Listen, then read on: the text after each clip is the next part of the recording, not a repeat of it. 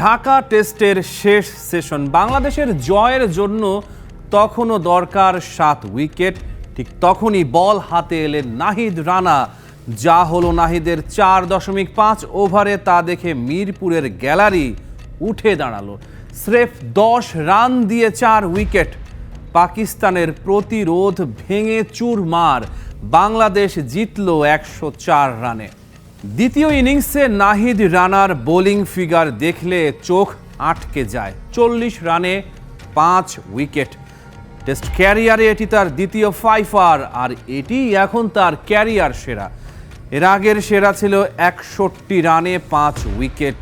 কিন্তু শুধু সংখ্যায় নাহিদের এই স্পেলকে বোঝানো যাবে না। বোঝাতে হলে দেখতে হবে কাকে কাকে ফিরিয়েছেন তিনি। পাকিস্তানের অধিনায়ক শান মাসুদ ধরা পড়লেন উইকেটের পেছনে। লিটন দাসের গ্লাভসে মাত্র 2 রানে। নাহিদ সাউদ শাকিলকেও ফেরালেন একইভাবে লিটনের হাতেই, ক্যাচ 15 রানে। মোহাম্মদ রিজওয়ানকে বোল্ড করলেন 15 রানে। ঘন্টায় 147 কিলোমিটার গতির বলটা আগুনের গোলার কাছাকাছি ছিল কি? রিজওয়ানি ভালো বলতে পারবেন। নাহিদ নোমান আলীকে সাজ ঘরে পাঠালেন এলবিডব্লিউতে।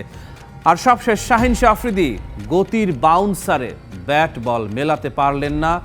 সহজ ক্যাচ গেল শর্ট লেগে। মাহমুদুল হাসান জয়ের হাতে 14 বল খেলে 0 রানে ফিরতে হলো আফ্রিদিকে। পাকিস্তানের দ্বিতীয় ইনিংস শেষ হলো 52.5 ওভারে মাত্র 163 রানে। নাহিদের এই পারফরম্যান্স আরও বেশি উজ্জ্বল হয়ে ওঠে যখন মনে করা হয় প্রথম ইনিংসে তিনি খরুচে ছিলেন। সেই হতাশা সঙ্গে নিয়ে দ্বিতীয় ইনিংসে নামলেন এবং দেখিয়ে দিলেন গতি, বাউন্সার, আগ্রাসন আসলে কতটা বিধ্বংসী হতে পারে যখন লাইন লেন্থ ঠিক থাকে। প্রথম ইনিংসের ব্যর্থতা তাকে ভাঙেনি, বরং শানিত করেছে। এটাই একজন পেস বোলারের সবচেয়ে বড় গুণ। তবে জয়টা অবশ্য শুধু নাহিদের একার নয়। প্রথম ইনিংসে মেহেদি হাসান মিরাজ নিয়েছেন 5 উইকেট।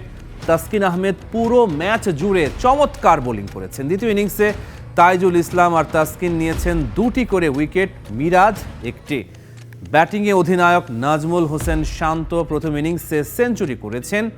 দ্বিতীয় ইনিংসে 87।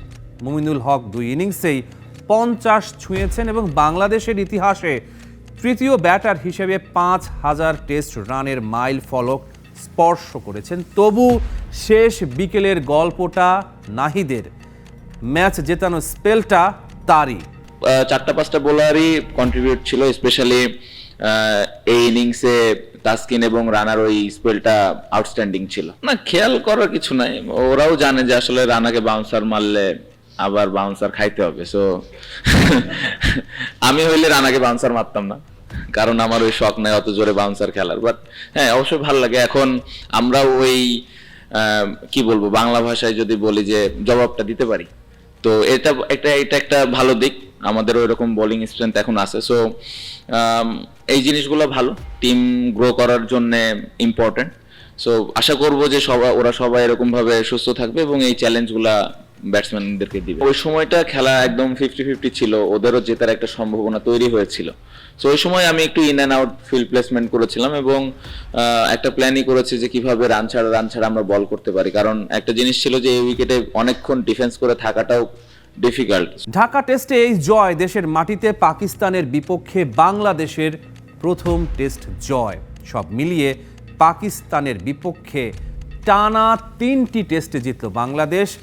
আর বিশ্ব টেস্ট চ্যাম্পিয়নশিপের চলতি চক্রে এটাই তাদের প্রথম জয়। রহমান পেয়ার, স্টার প্লে।